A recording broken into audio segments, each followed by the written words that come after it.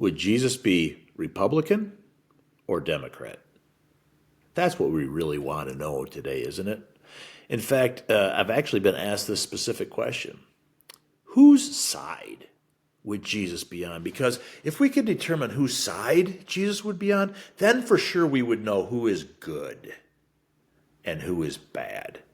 That's the question that shame really insists we get to the bottom of. Shame insists that we find out for sure, that we get confirmation that we are actually good, that Jesus would love us, and that they are bad, that we are right and righteous, and that they are wrong and sinners. So, I get asked the question, whose side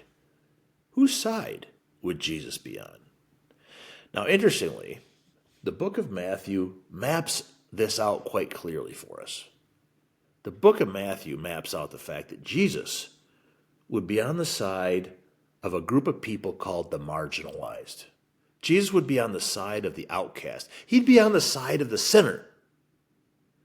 He'd be on the side of those, especially those who the religious leaders had kicked out, had determined to be what in his day they called the unclean. Jesus loved the unclean. He loved the unclean. He loved to be around the people that the church people didn't want to be around. Okay? It was crazy. In fact, Jesus goes so far as to say that those who are marginalized, those who have been kicked out, those that are hungry, those that are naked, the aliens, the prisoners, Jesus would say that they actually are him. Jesus said, they are me. Read it, Matthew 25. Look it up for yourself. Now, would it matter to Jesus how they ended up in whatever predicament they ended up in? Would it matter to Jesus why they were hungry or why they were naked or more importantly, why they were in prison? Would it matter? Would that matter to Jesus how they ended up being aliens from their homeland and wandering into our territory? Would that matter to Jesus? Would it matter what illegal or stupid or unrighteous thing they did to get themselves in that spot? It doesn't seem to. It doesn't seem. We wish it would. We wish that we could push aside people who are in their own predicament because of their own stupid reasons, especially if their stupid reasons are sinful or illegal behavior. We wish we could just push them aside. And what Jesus says is, even the prisoner, which means even the one there based on their own illegal choices. They are me, Jesus said. So that's who Jesus would be for. And it would not be based on which lever we pulled in the ballot box. Whose side would Jesus be on? He'd be also be on the side of those who fed the hungry, who clothed the naked, who welcomed the alien, who visited the sick and the prisoner. Because according to Jesus, when you did that to the least of these, you actually did to him personally. So Jesus is also on their side. Now, I get that those people I just described Jesus would be for, whose side he would be on, may not describe me very well. I get it, okay? You don't need to put that in the comments. We're agreed.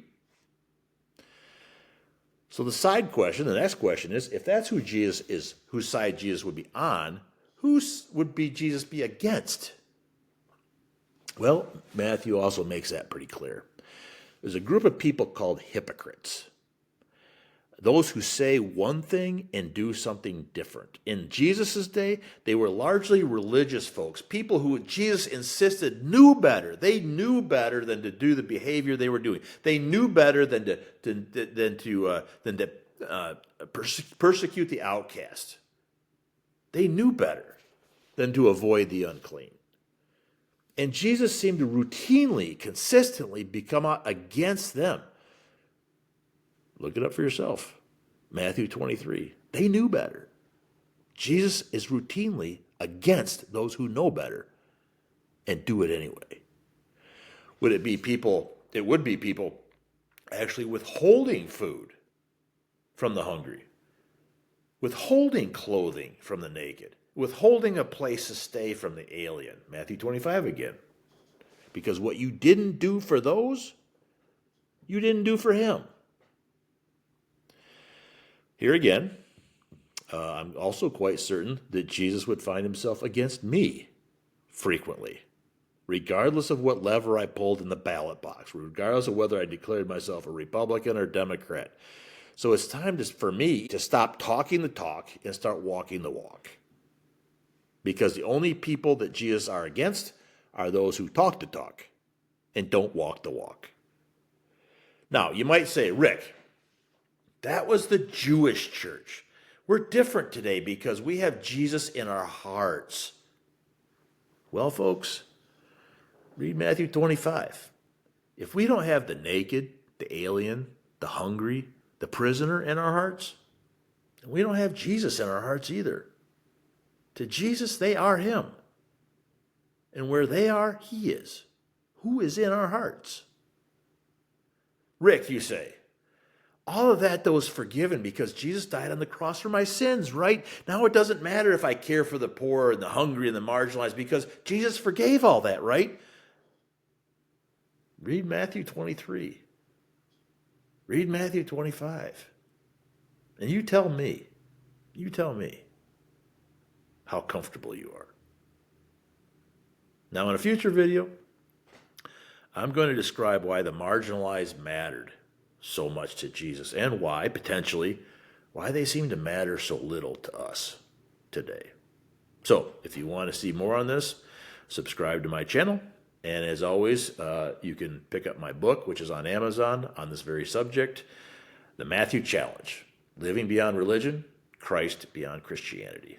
And by the way, all proceeds are going to care for the poor because, frankly, I need to start walking the walk and not just talking the talk.